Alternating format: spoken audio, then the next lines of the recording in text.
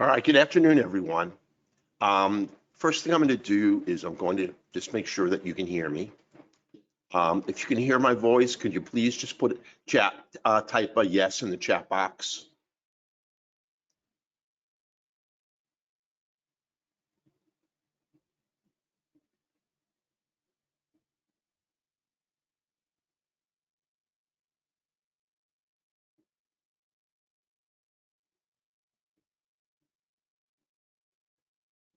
Okay, great.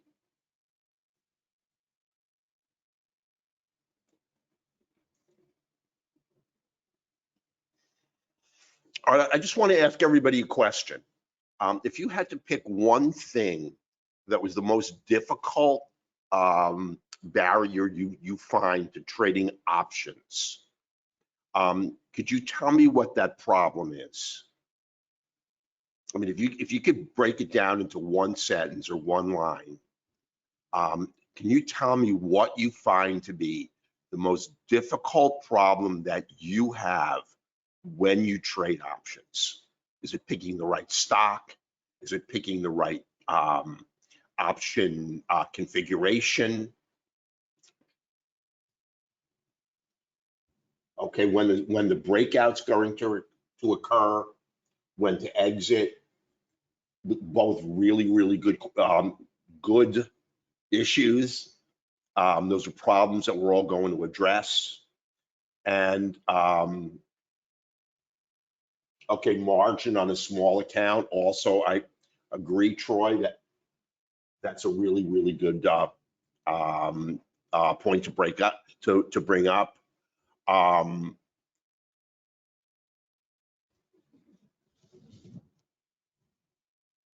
Hey, Salvatore, timing. Okay, listen, these are all critical components of trading options optimally. I'm going to show you a way that is going to address each and every one of those issues. When to get in, when to get out. So we'll be talking about timing. Now,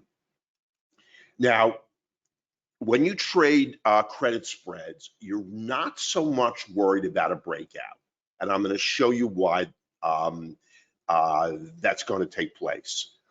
Because credit spreads work off of a metric that we're going to go over. There's a lot of math to it. I'm going to try to make it simple, but I want you to understand the methodology that we use in order to pick the optimal trades that I'm going to be sending out to you. And they're going to go out with all the metrics, but you're going to see as we progress. But every one of those things that you brought up are really important in trading options. Now, I've been trading them for over 20 years. And I'll tell you, unlike the self-appointed legendary traders, they are difficult to do, and they're very difficult to do profitably. Now, we have been really carving out a really nice profit curve. I just ended the month of July with 11 straight winners in a row.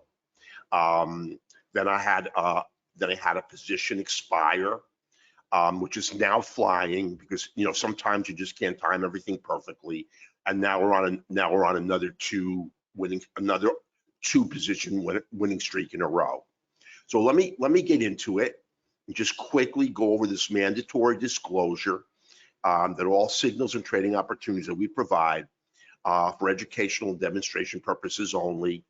Everyone understands that trading the markets involves substantial risk. Yeah, it's very important for every trader to never risk what they can't afford to lose. Always carefully consider your financial position prior to trading. Now, I just wanted to introduce you to the Right Line Trading team. It's really grown in leaps and bounds. We've added a lot of young, very talented young men, and then we still have the mainstays, Sergio and Rory. Mark Miller now owns the company, and we are really on a growth trajectory. We've got a huge team now. It's really, really grown in size substantially. And just tell you just a little bit about myself. I graduated from an Ivy League university, went to the University of Pennsylvania for 8 years and graduated with a degree in applied mathematics. After I graduated summa cum laude with honors. I was elected to Phi Beta Kappa Honor Society, and it was always my goal to go into teaching. And I applied to a number of academic for a number of academic positions at different universities, and wound up taking a full-time teaching position as an assistant professor at Thomas Jefferson University. I trained at the University of Pennsylvania, so I just wanted to stay in Philadelphia. While at Jefferson, I published 15 peer-reviewed articles in top-tier journals. I've taught an enormous number of undergraduate and graduate students. I've always considered myself to be a scientist, a teacher, and an academician. And I've been an invited speaker in many, many countries internationally and in many cities domestically. And I just estimate that I've mentored close to 30,000 traders. And you come aboard and I'm going to mentor you in small groups. Now, one thing that I want to talk about is jumping between strategies instead of focusing and mastering any particular one. Now, there are really, I think, two types of linchpin strategies when you trade options. One is just being a naked trader, and sort of by temperament, I have this tremendous predisposition to just be a naked trader, to buy calls and to buy puts. Hey, Eddie. Sorry, I didn't pop into the room. But there's simply many instances where it's just not possible to do that. Either the position is just way too expensive. It's going to cost you $2,000, $3,000, $4,000 for one call on a position. I'm not going to send out that kind of a trade, irrespective of whether I can afford to take it. So I also want to mention that every trade that I send out, I take myself in my own real money portfolio, and I send out my equity curve periodically and show exactly how my own portfolio is performing. So we're going to focus on two strategies. In this session, we're going to focus on selling options, and the configuration we're going to use is a credit spread. We're not going to focus on just buying a call or buying a put, but we're going to focus in general on very specific types and ways of trading. The market is going to tell us the type of configuration that we need to use. Now, I threw in this slide on General Patton, who said that using steamroller strategy, and that is make up your mind on your course and direction of action and stick to it, is really paramount. And that's really, really important. I mean, the way that you trade has to be very methodical, and you have to adhere to very, very strict rules and leave very, very little up to discretion. And you're going to see exactly how we do that. Now, the one thing that somebody mentioned is about trading a small account. And this is the strategy that I'm going to show you is very friendly to small accounts. You're going to require a small amount of money, the return on investment or the amount of or the win percentage is going to be exceedingly high. Now, you treat options exactly like you trade stocks. You have to meticulously manage all open positions. You have to set your targets, your stops. You have to set your entry price. You can only trade liquid positions. one of the biggest mistakes I see option traders make is they trade illiquid positions. You have to have good open interest and good volume on the arm of every option that you trade. If you're trading a spread, we're going to be looking at trading credit spreads, or you're going to have big problems. The biggest problem I found that you have, well, one of the problems is getting in and getting out. When you get in, the market makers have a lot of leeway because the midpoint of the spread is really not fixed. And they'll move that midpoint around and try to keep it away from you and get you to chase the midpoint. Then when you're in the position, the midpoint's constantly changing. And the midpoint determines the value of the spread. So one day you'll open up your portfolio and you're up 25% on the position. And the underlying stock has gone up a penny. And all that is an illusion. The market makers have made the midpoint more expensive to simply keep it away from other buyers. And that 25% credit is going to disappear in a couple of days. So we're never going to trade illiquid positions. And we're going to constantly utilize the same strategy with the same formula. It's going to be set. Now we're going to give it a little bit of leeway, and I'm going to show you a couple of ways that I trade credit spreads. But there are certain components or immutable parts of it that we never deviate from. Now, it's really important if you trade options to have this in your arsenal. If you don't, you're putting yourself at a tremendous disadvantage. Now, you always hear again, these legendary traders tell you, you never buy options, you always sell options. Well, they couldn't be more wrong. There are great times when you do buy options. And in this presentation, I'm going to tell you when we're going to buy, and I'm going to tell you when we want to sell. Now, credit spreads, we are always going to sell because we're going to get a net credit for every position we sell. And we're going to go over that more. So the nice thing about credit spreads is you can profit if the stock price increases or decreases or doesn't move at all. In fact, not moving at all is really tremendously advantageous to a credit spread. Like every options position, you have a limited loss. Whatever you paid for the position is the maximum amount that you can lose. You never have to worry about blowing up your account if the underlying stock makes a huge move. Now, when you trade calls and puts, that's not the case. I mean, if your position, moves in the wrong way, you can lose a substantially larger amount of money. And the strategy is simple. Only we're going to vary it a little bit, but the underlying math and the methodology of the credit spread strategies are very, very simple. And this is not going to be an overly long presentation. Just want to let you know that. Now, I know you didn't think this, but stocks actually have 5 directions. You can see here I created this slide, and these are the directions that stocks have.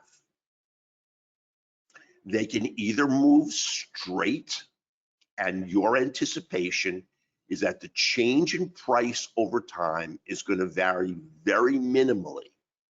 They can be mildly bullish.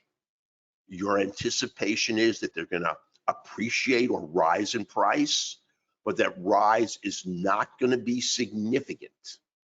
And then there's the strongly trending stocks to the upside.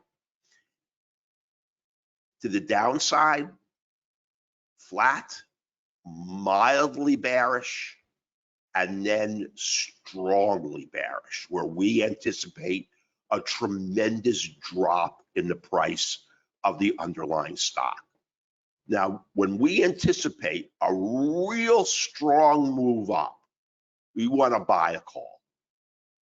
When we anticipate a very strong move down, we simply want to buy a put. For the amount of money we pay for the call or we pay for the put, our ROI or our return on investment is going to be the greatest if we employ that strategy. Now, if we believe that the movement of the stock is going to be flat or mildly bearish or mildly bullish, a stock is going to trend sideways or sideways to up, but not strongly up, sideways or strong or down or strongly down. If it's to the upside, we're going to buy a bullish credit spread. And if we're to the downside, we're going to buy a bearish credit spread. Now, I'm not going to talk very much about taking bearish positions in this webinar. And I'm going to take very few positions that I anticipate are going to roll to the downside. We're in a bull market right now. And even though today is a pullback day, it is very, very tough to call a top. And until the tone of the market changes and we are in a technically bearish environment, we're not going to try to call tops on individual stocks and take a bearish position. It's simply too risky. And the last time I tried to do it, I took a loser, and I'm not doing it again. We're going to look for stocks that are bullish, but not highly bullish. And they also need to have a number of other associated metrics. Now, I'm going to ask you a question. Now, as I had said, you always hear the legendary self-professed gurus and legendary traders always tell you want to be a seller of options. And like I said, that is not true. So consider yourself to be in an auction where you can either be the auctioneer with the gavel, or you can be the buyer in the audience. Now, when do you want to be the buyer? When do you want to sit in the audience and pay a fee for what's being sold? And when do you want to be a seller? That's the auctioneer with the gavel who's collecting a fee for selling the item. And let's just say, I mean, in this metaverse, they're auctioning off an option. So when do you want to be a buyer of the option? When do you want to sit in the audience and pay a fee?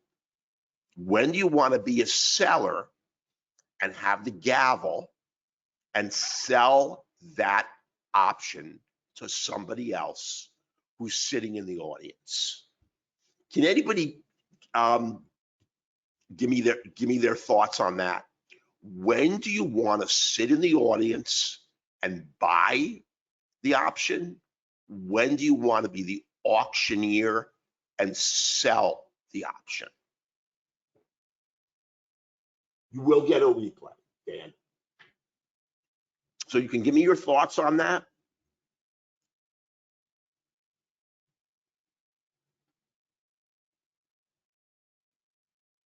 That's right, Joel.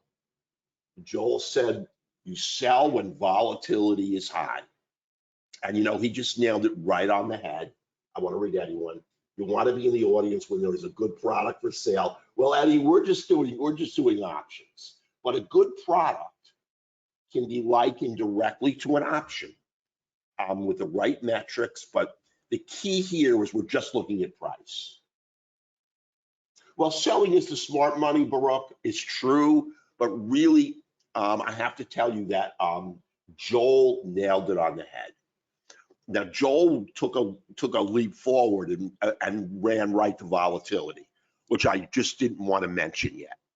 You want to be a buyer when the item when you're sitting in the audience and what the auctioneer is selling is something that you find to be very valuable. And here's the key: it's really cheap. And you think that once you buy it, you can then sell it in a month to someone else for a lot more money. So when you see something that you really believe has a lot of value and it's on sale, you want to be in the audience and you want to pay a fee. But if you see something that is really expensive up for sale, you want to be the seller. You want to, and you think that the value of that item is going to fall in value. You want to dump it on somebody else who's dumb enough to buy it off of you, who's sitting in the audience. So it really is determined by, one, the price, and what your future expectation of the value of that position is going to be, is going to determine whether you want to own it because it's going to go up in value and you can sell it, or whether you want to sell it and then because it's very, very expensive and you anticipate it's going to fall in value and you can buy it back cheaper later on. That's exactly the mindset that you need to have when you trade options. Now, there's a key metric that was already mentioned. There's a few others, but it's implied volatility. When the value of an option, when volatility is extremely high, in general, the value of your option or option spread will be very expensive. But we're going to go over this. The key is you buy when the position is cheap and you sell when the position is expensive. And you anticipate that the cheap position you sell will appreciate in value. You anticipate the expensive position that you sold will then fall in value, and you can buy it from this guy later for a much cheaper price. So I actually went over this slide. You want to be a buyer when cost is low. You want to be a seller when the cost is high. Now, implied volatility to a large extent sets the value of the option. There are a few other things, but it's really IV or IV rank, implied volatility rank, that's going to determine whether the price of the option or the option spread is going to be exceedingly high or the price is going to be exceedingly low. Now, when we create a credit spread position, we're always sellers. So we're going to look at positions that have very high implied volatility. They're really expensive. So we're going to dump them on someone else. They're going to pay us a price, and that money is going to be deposited in our account. Now, whether we get to keep it or not is all going to depend on how the value of the option performs going out in time.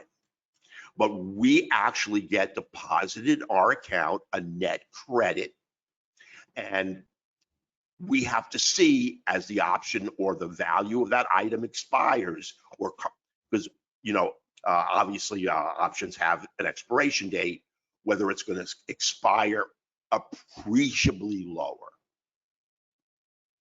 Now, what we're going to do is we're going to look to take positions on stocks in which volatility has significantly inflated price.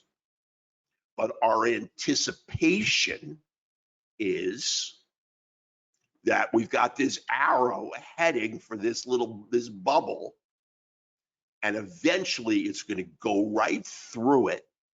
Volatility is simply going to hemorrhage out of the position. And if volatility leaks out of the position, what happens to the value of the option? It falls tremendously in value. Now, in options, because we have sold it, we always have the ability to buy it back. So if we sell it on the spread and we can buy it back for 10 cents, we get to keep 90 cents on the position that we sold. That's a 90% return on investment. We risked $1 and we made 90 cents. That's a tremendously lucrative position. And we always want to leverage volatility. That is the key to selling lucrative options. Now, we're not going to talk about this strategy, although we are going to employ it. When is volatility really high? Well, we know it's high right before earnings. Now, that's really sort of a risky way to use it, but I happen to know a trader who I talk with. He's part of the Right Line team, David Weiss. He will take a position into earnings, and he's right an enormously high amount of time. And after earnings, volatility simply really gets destroyed. Now, if the position he takes is right and it moves in the direction, he's going to make an enormous amount of money. If he's wrong, because volatility has leaked out, the loss that he takes is marginal. And I'm going to show you how it works. So these are all the metrics that are critically important when you sell a credit spread position. All metrics are connected in the formula that I look at. One is the direction. Are we bullish, mildly bullish on the position? Now, we're only going to look at bullish positions. And maybe in 6 months or a year from now, if the market collapses and becomes a bearish market, we're going to do the same thing over and over again on bearish positions. But I want you just to understand the methodology in this presentation. Ultimately, you're going to understand to trade markets in either direction. So we're always going to sell a put spread. You take a bullish position, you sell two put spreads, or two put wings of the spread. Obviously, the expiration date, as I had said, there's two arms of the trade. We're going to sell one put. We're going to buy one put. The premium is critical, but more important than the premium is the premium width. And I'm going to show you what that premium width is. That's going to give us a premium percentage. That's going to tell us what our potential reward is versus our potential risk. And then we're going to look at IV rank, or implied volatility rank. It's got to be exceedingly high, or we're not taking the position. If we don't leverage volatility consistently when we sell options, we're not selling expensive options. And if we sell cheap ones and hope to buy them back even cheaper, we're behind the 8 ball. We want to sell expensive positions. It's a lot easier to buy those back cheaper when they're already really inflated in price. So, as I had mentioned, we're just going to look at the put spreads. We're going to sell one put option, and we're going to buy one put option with a lower strike. And I'm going to give you some examples. Now, this is what we're always going to do in general, but I do want you to know that I'm going to take some liberties with this methodology in certain instances. And but I want you to simply internalize this. we're gonna sell a put with a 50 delta. Now the put we sell is the critical leg of the credit spread, because whatever its value is, optimally, we want the price of the stock to close above the put we sell. If we do, we're going to collect 100% of our net credit, although we have leeway.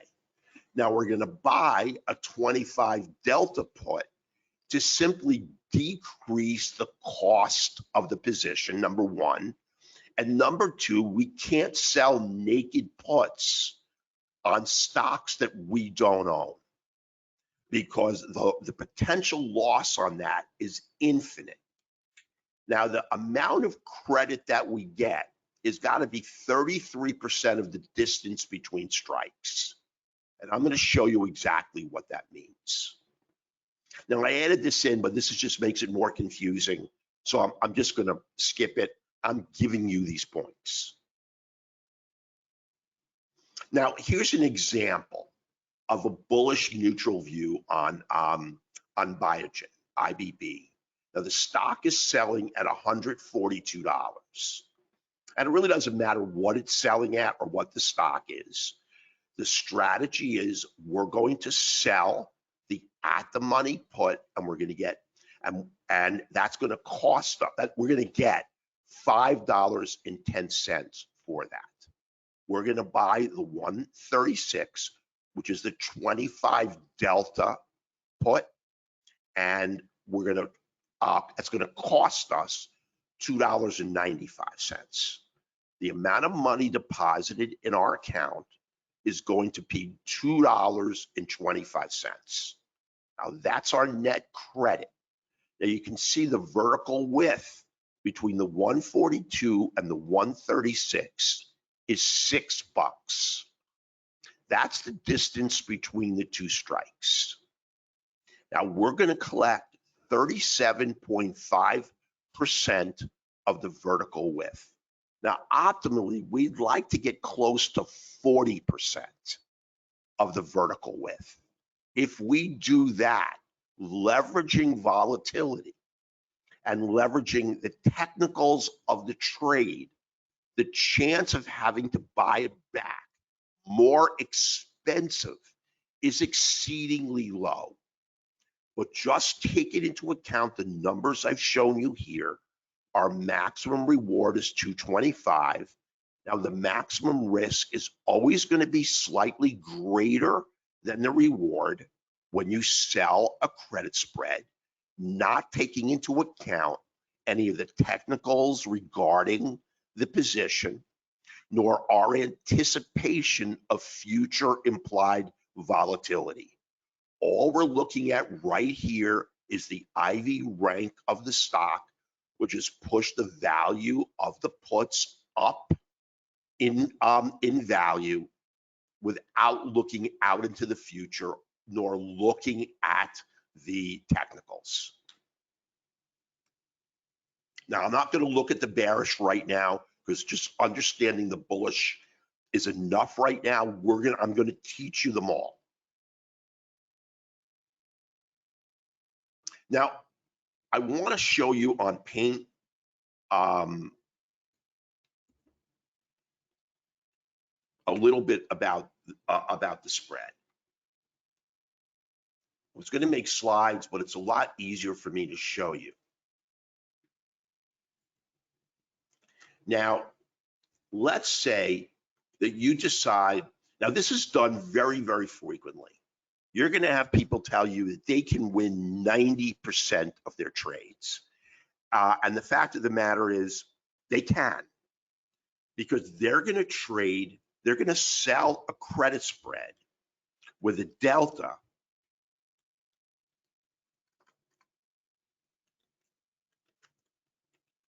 of 10.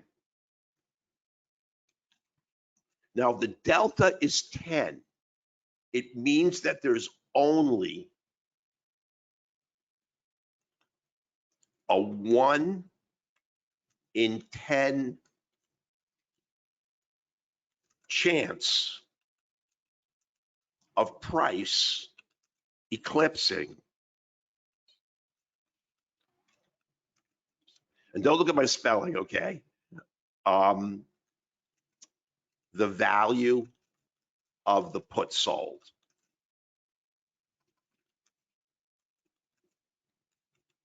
So just based on market metrics, if you sell a credit spread and the put that you sell has a delta of 10, remember you want the position, you want the position to close so that it doesn't eclipse this price. And the market is telling you with a delta of 10, there's only a 10% chance that that will evolve into an in the money position. Now you're going to win just by, on a flip of a coin. If you trade in the course of a year 1,000 positions, you're going to win 90%. And what they say is accurate. But if you look at 10 positions, let's just say, and let's look at 5. Well, we can look at, here's 1, here's 2.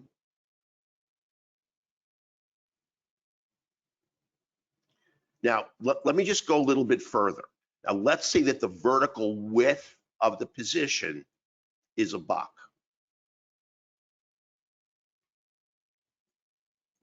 So this is $9.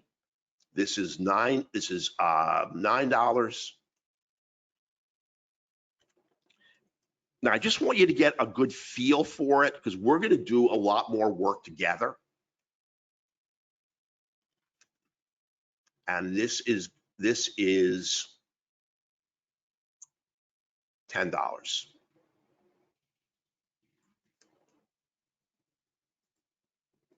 So the vertical width of the spread is you're selling the $10 put and you're buying the $9 put.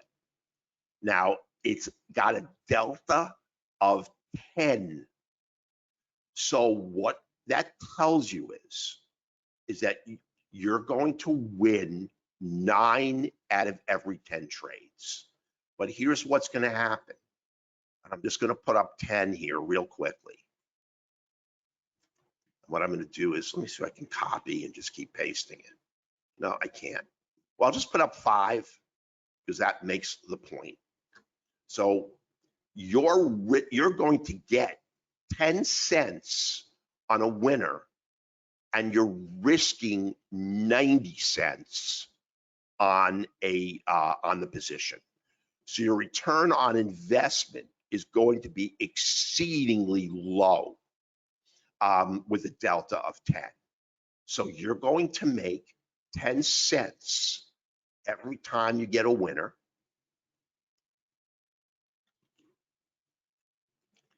And when you get a loser, you're going to get clocked with a 90-cent loser.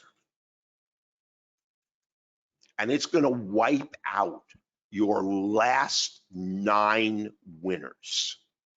This is what happens when you sell deeply out of the money credit spreads.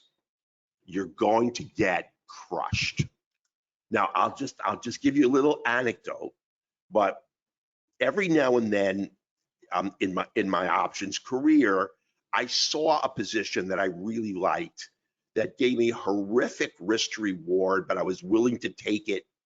About 4.5 years, it may have been 5 years ago, I took a deeply out of the money credit spread on Walt Disney. Walt Disney has lousy implied volatility, but it didn't have a delta of 10, but it had a very, very low delta. So the likelihood of my losing the trade was exceedingly small. And I held it into options expiration. The day before options expiration, I was up about 98% on the spread. The Friday of options expiration, some boutique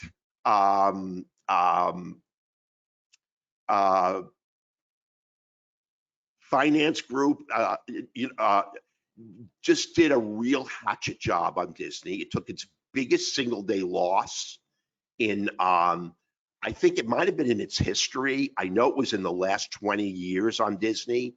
I lost $40,000 on the position because I had sold, I can't remember how many spreads, but it was close to 80 spreads because I was only going to make a dime.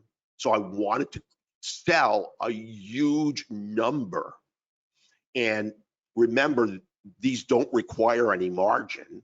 So I got hit with the worst monstrous loss in the world. So we're going to do, there are two things we're never going to do. We're never going to sell deeply out of the money credit spreads, which is what a lot of these services do when they talk to you about 80%, 90% winners, because you're going to get crushed. And number two, we're never going to hold into options expiration because you get affected by this. And it's, I think I've never seen this phrase, but I may have coined it myself. It's called gamma whip. And that is the value of the option is exquisitely sensitive to the value of the underlying stock, and you have no time to repair the position. So if you're up 85% on the trade going into, say, 21 days or 3 weeks, or at any point in the expiration, we are going to close the trade. We're not going to be subject to gamma whip, where some boutique brokerage comes out and beats the stock, or if you saw what happened on Raytheon, they had a recall because the metal in their engines for I'm trying to remember the company. It's a really popular niche. I mean, they own it.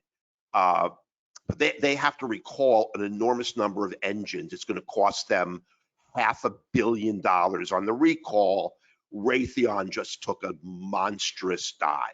Now I'm looking at Raytheon to take a potential credit spread position, but it's got to adhere to certain rules. So we do not want to subject ourselves to this. Now I may need paint more, but so this is really telling you here, these are high risk credit spreads. They are far out of the money. You risk $9 to make a buck. You make 1, 2, 3, 4, 5, 6. You get 8 winners. Your 9th is a loser, wipes out all your winners, and you're in the red. We're just not going to do that. We're going to look where we have a nice reward, where our IV rank places off on a spread that is about 40%. So here we're risking 60% to make 40%. Here we should get one out of every third trade. Out of every 3 trades, one should be a loser, simply based on the metrics of the deltas. You win, you lose $1.50. You win, you lose $1.50. On balance, you make 50 cents for every 3 trades. Now, obviously, this can be magnified tremendously if you sell more and more spreads, but that's the strategy. Now, I'm going to show you the best positions to take credit spreads on. Now, these stocks are not easy to find, but when you find them, I'm telling you, I never want to tell you it's money in the bank, but I'm telling you, these are the lowest risk trades that you can possibly get. Now, this is called a rounded bottom. And what that rounded bottom tells you is over many, many months. This is Cisco Systems. Now, the spread on this was 42% of the vertical width of the trade when we took it. So we only risked 58%, to make 42%. And now we're leveraging the technicals on the trade. And we wait for the breakout. Implied volatility here is exceedingly high because look how the stock is moved within that rounded bottom. It's all over the place. And the market has to price into the option what it anticipates is going to be its potential move. And it's moving from 52 to 44 and all over the place as it creates not sequential higher lows and higher highs, but as the bottom slowly moves to the upside, breaks resistance. We've got a breakout. Now you can trade a call on it if you want to take more risk, but this is the kind of trade, because we've got implied volatility with us. If we buy a call, we're going to be buying an exceedingly expensive call. It's not to mean that you can't make really good money if there's breaks and runs, but if it breaks and doesn't run, as many breakout trades don't, you're still going to do exceedingly well, because as time progresses, implied volatility is going to leak out of this position. And even if it just sits or if it comes back $2 or $3, we're still going to make money. Here's another one. Here's Antero Resources. It's still sitting in our options portfolio. Here's the rounded bottom. Here's the break of support. And within that rounded bottom, you see tremendous volatility. That pushes up the IV rank. It's an expensive position. Now it's got resistance here, it's got resistance here, it's got resistance here. At every swing pivot, it's got resistance to the upside. This is screaming for you to buy a credit spread. If it makes it to the first area of resistance, you are really doing great on the position. It doesn't have to break it. If it just sits under it, if it tries to break it a few times, you're sitting in a call position, you may be sweating it, but you're not sweating it if you sell a credit spread. And here's a third example. Now this is Caesars Entertainment. Now we're still sitting in this position. Now it broke out. And here's our rounded bottom, huge volatility within it. But Caesars in general, I mean, although you see tremendous movement, it's not huge. There wasn't a tremendous IV rank, but the technicals on this were simply too juicy. The options had a decent IV rank. I only traded it with a 25% return. Normally we're looking for a 40%, but the technicals on this were so good, I broke my own rules, and we're still sitting in Caesars Entertainment. So Caesars Entertainment and Antero, two positions we still have in the portfolio. We closed out Cisco. Now, here are hard and fast rules that we are never going to break. If we hit a 75% of our potential maximum gain, we're going to close the position. We're not going to hold for that other 25%, because as the price of the option, as the time wanes, we get more and more vulnerable to some announcement that we cannot foresee that's going to change the value of the underlying stock in the wrong direction and turn our 75% winner into a 100% loser. When we hit 75%, we're gone. Now we're going to set a stop that's equal to 75% of the max gain. So our max win and our max loss are now equal. So if we can win 1 out of 3 trades where the maximum loss equals the maximum win on 2, And then the third, we get 100% or 80 or 75% of our potential net credit. Over time, we will gain tremendous equity in the position.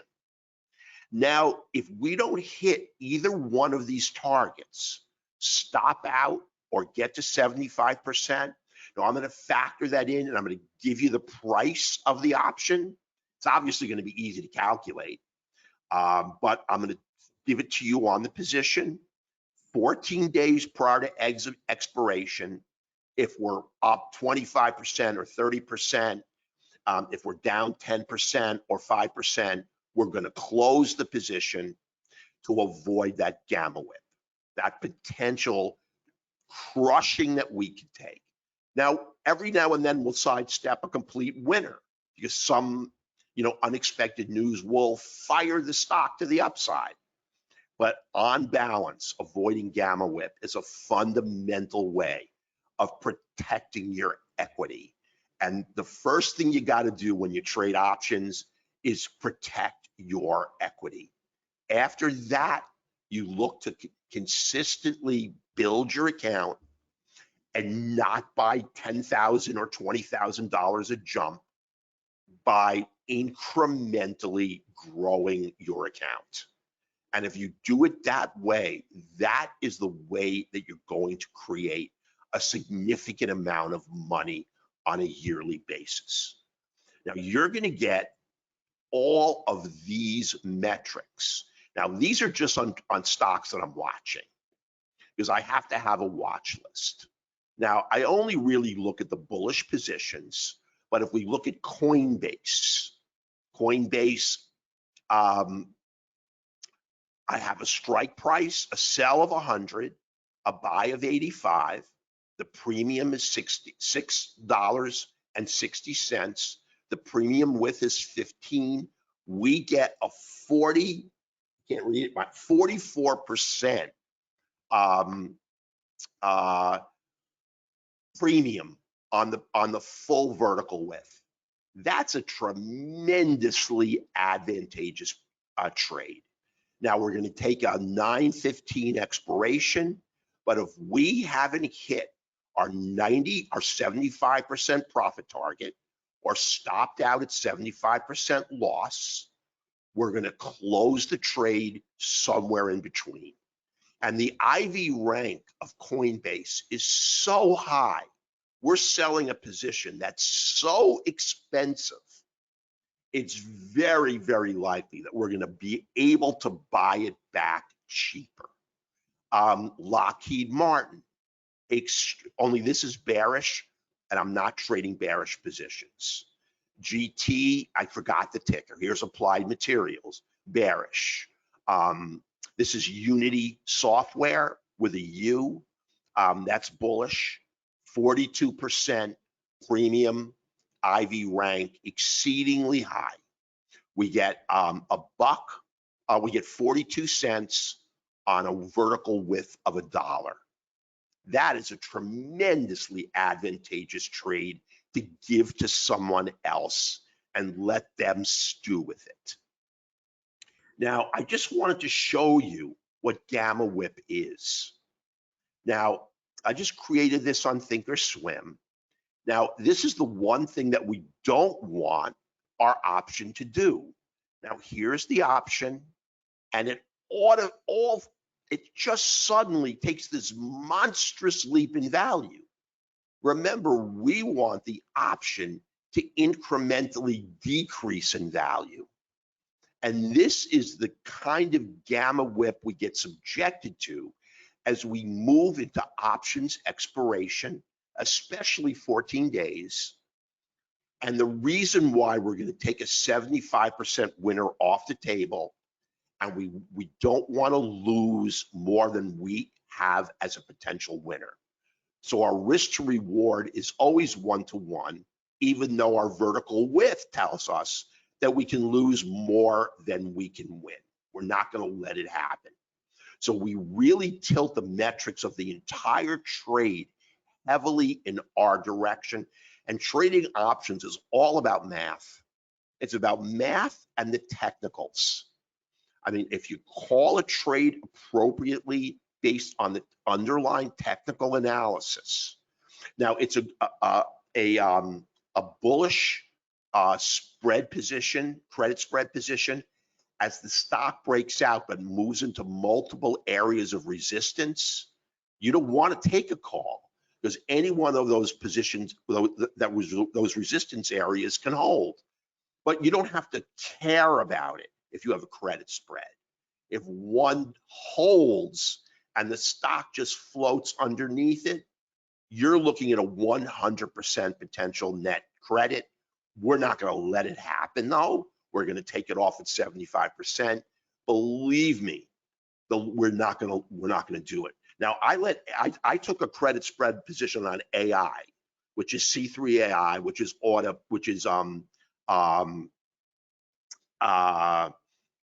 artificial intelligence. Now, I love the stocks on artificial intelligence. Now, we closed it with I let it go to 90% of our potential net credit. It was a blockbuster winner, let me tell you. But after I closed the position, AI continued to rise. It went from, I think we closed it when AI was about 38. It went to 39, it went to 40, it went to 41, it went to 42. It could have given us 100%. We just could have let the spread expire worthless, do absolutely nothing. But you know what? Somebody could have come out with some kind of hit piece that, called artificial intelligence, a big ruse and a scam. And what happens to C3 AI? It takes a temporary crushing. We wind up losing everything because we have no time. And we take a 90% winner and we turn it into a 100% loser. So that is our fixed strategy. I'm going to give you all the targets, all the stops. I'm going to give you the technicals on the trade. I'm going to give you the IV rank, every single number you need, because I want you to be able to vet the trade yourself. Just know that if I'm sending it out to you, I am taking it myself. And listen, I've been doing this now for almost 3.5 years, and I've taken every position I recommend. Now I'm just going to go down. So let me answer any questions, and then I'll show you. And then I'll show you the offer. I mean, I think it's a very, very low-priced offer, given the fact that you can easily make the money back in one position. But nothing, obviously this is no guarantee. And again, this service is for educational purposes only. So does anyone have any questions?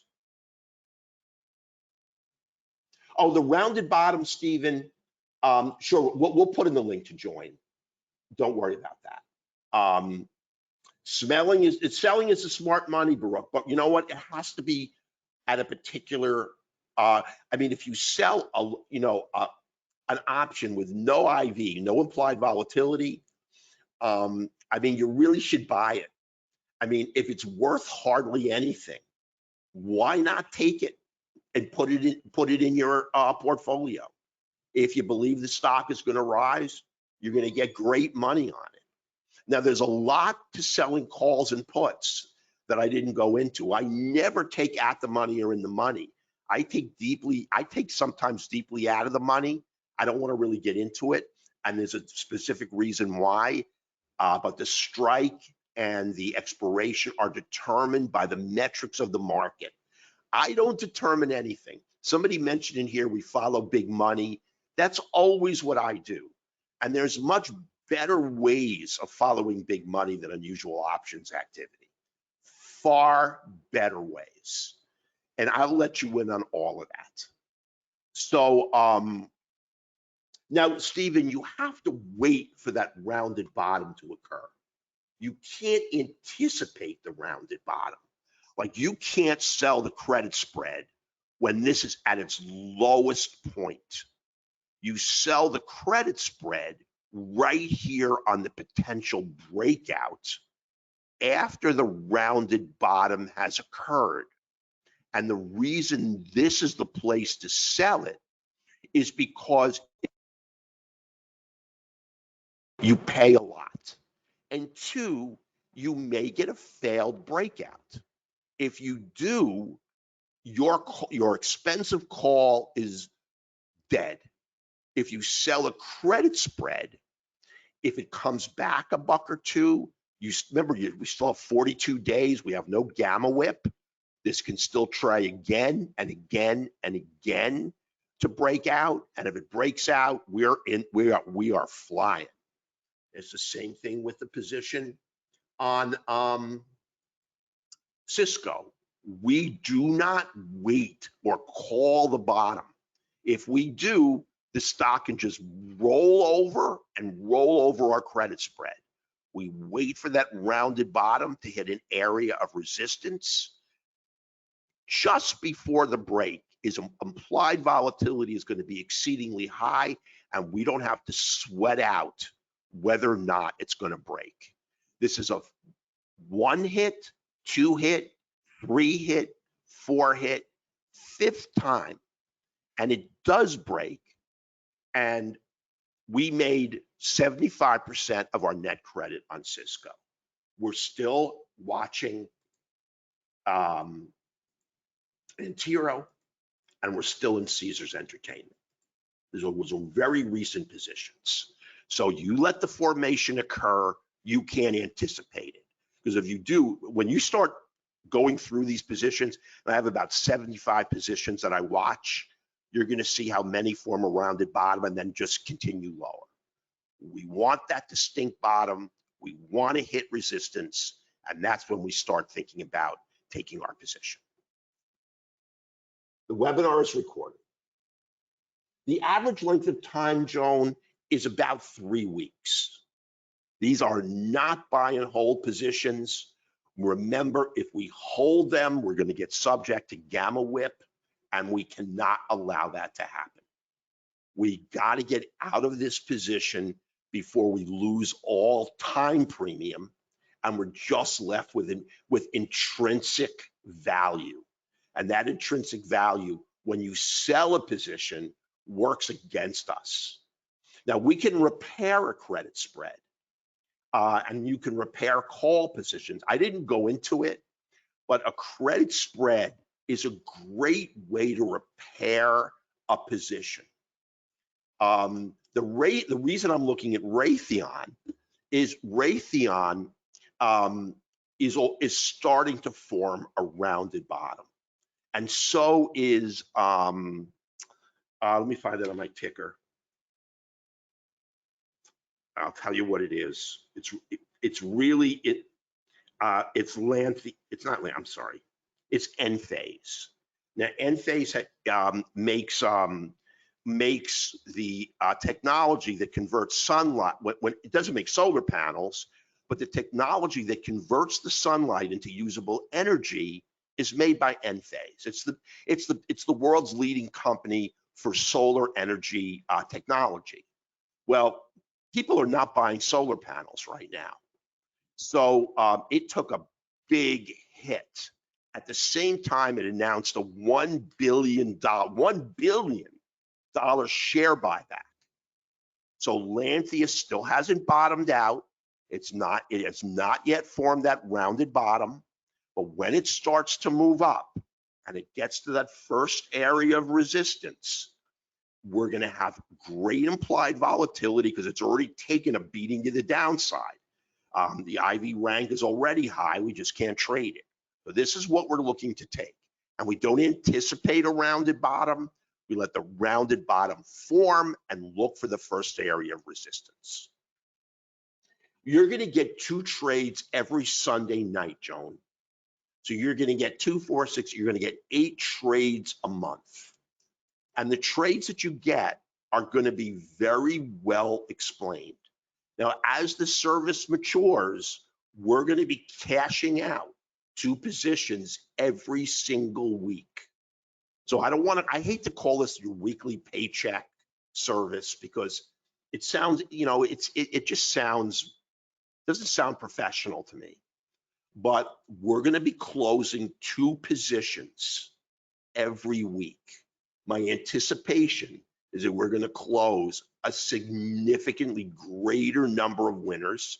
which is what I've been doing now for 3.5 years, than losers. And we're never going to take more than a 1-to-1. So the loss is always going to equal our potential reward.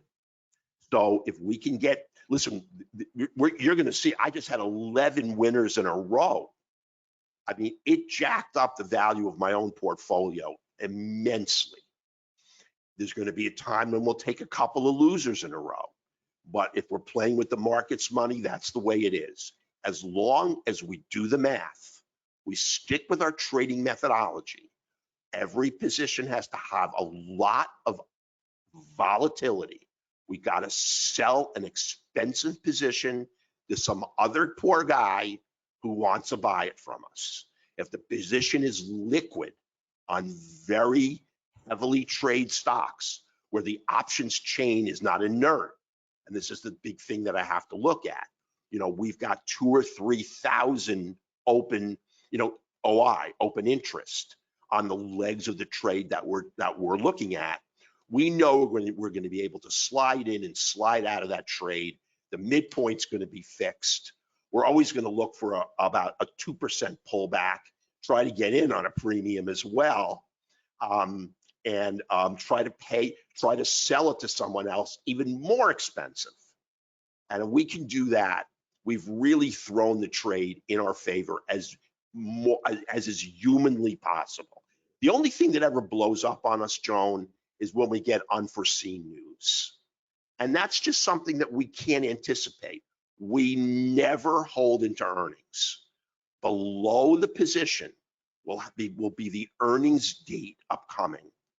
And we will never take the position into earnings no matter what. In fact, I trade around earnings, and I don't like to trade into earnings. You can use it to trade earnings, but that's not the mandate of this service. What's the average cost of opening a credit spread position you send out? Stephen, it's usually going to be a maximum of $300. We're very rarely $3. Because it's a spread. And remember that vertical width, we don't want to make huge. We want to keep that fairly narrow. Remember, we're selling a 50 delta and buying a 30 delta. So that really inherently limits the value. Now, I just took a trade on NVIDIA. Now, that was a lot more expensive, but that's very rare. I mean, normally I take positions that are basically, 50 cents or $50 a position. And even if you have a small account, you can trade 2 or 3 spreads. If you have a larger account, you can trade 20 spreads. Because remember, I'm taking the trades, and B, I understand that a lot of people don't have a lot of capital. I could not pass up the one on NVIDIA because it's associated with AI. I think AI for the next 6 months is just going to be on a tear. Now, NVIDIA in this market, the last time I looked, this was a down market, it dropped $1. You know what the percentage drop is on NVIDIA when it falls $1? It's like 0.02%. I mean, no one's selling NVIDIA. AI is also rocking. I tried to get into a credit spread on that. It just ran past me, and I just couldn't get in. I had to cancel the trade. Remember, technicals play a big role, but the IV is very, very critical. We're not going to sell a credit spread on a cheap position. We have to leverage everything. The key and the bottom line, and really the closing is that you want everything possible working in your favor. I think out of every 100 options traders, maybe 3 or 4 of them are consistently profitable. That's because they chase low reward trades. They chase risky trades. They chase trades where every number is not in their favor, and ultimately they wind up blowing up their account.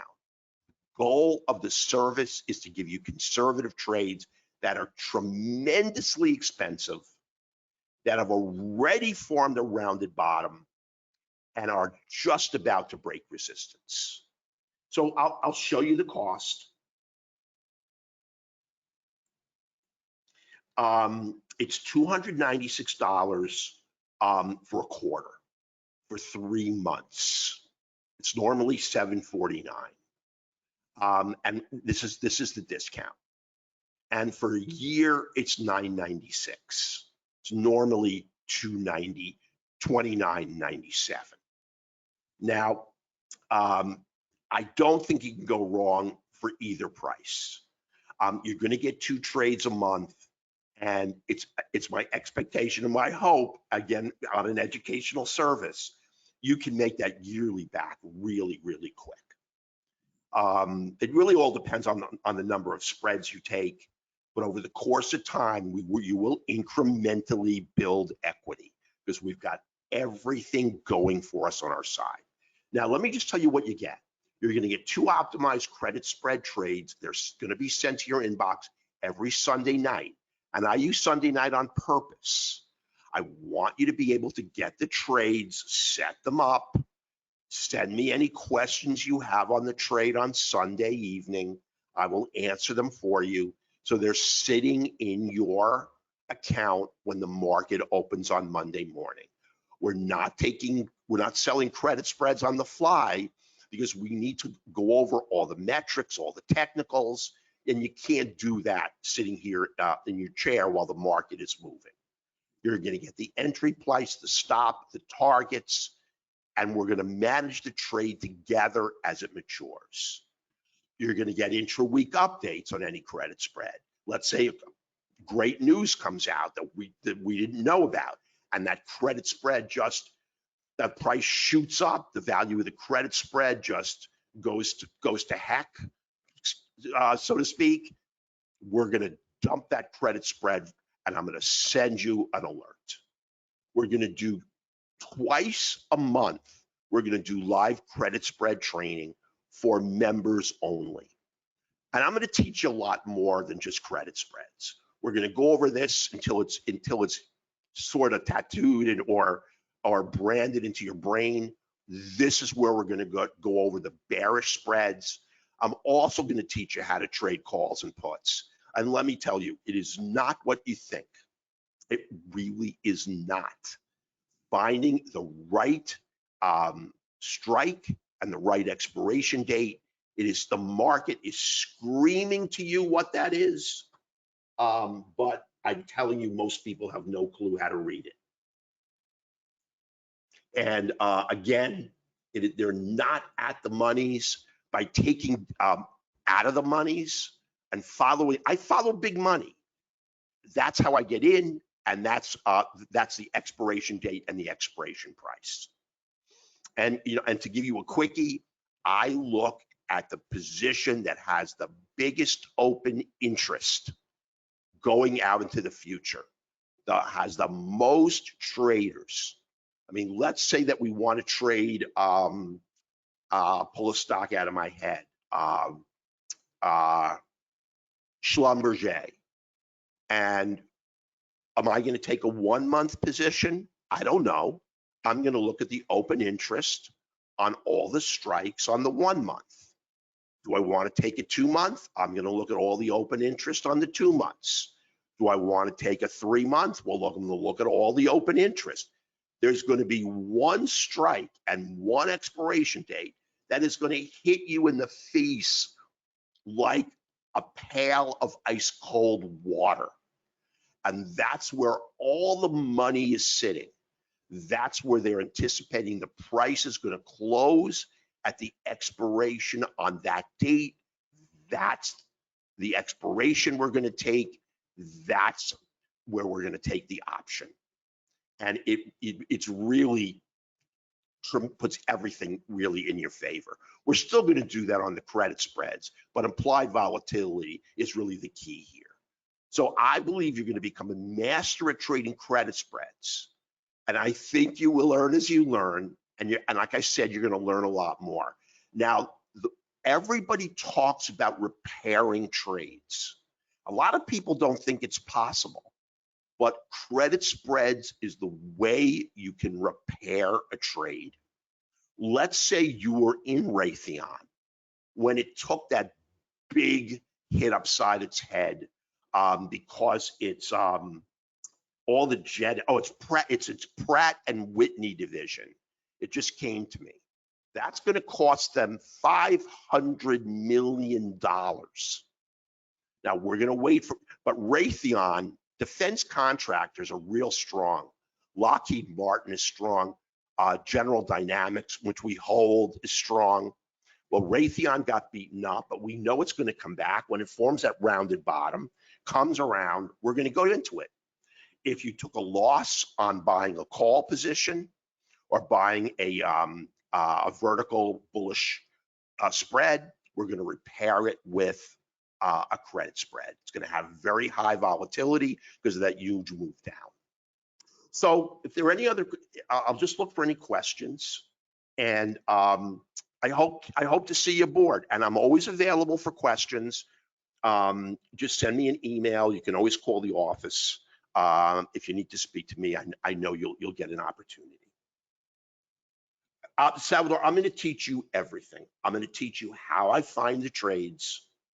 I mean, I don't want this to be a black box system for you. That's where you're going to get 2 live training sessions. I want you to understand everything there is, so that someday, if if a meteor comes out of the sky and falls on my head, you will be an independent trader and be able to trade these on your own. I mean, I want you to have the education that goes into trading them. And you know what? It's only good for me because you get to vet my trades and come back to me with, hey, I don't like this trade. Here's the reason why. And you know what? I'm very, very open to being critiqued and also being criticized. I think that's part of academics. I taught for 3 years, and all the students used to do was give me a hard time. So I'm very, very open, and I want you to be able to do that with me as well. If we take the quarterly, will it renew? It will renew at the 296. That's correct, Gene.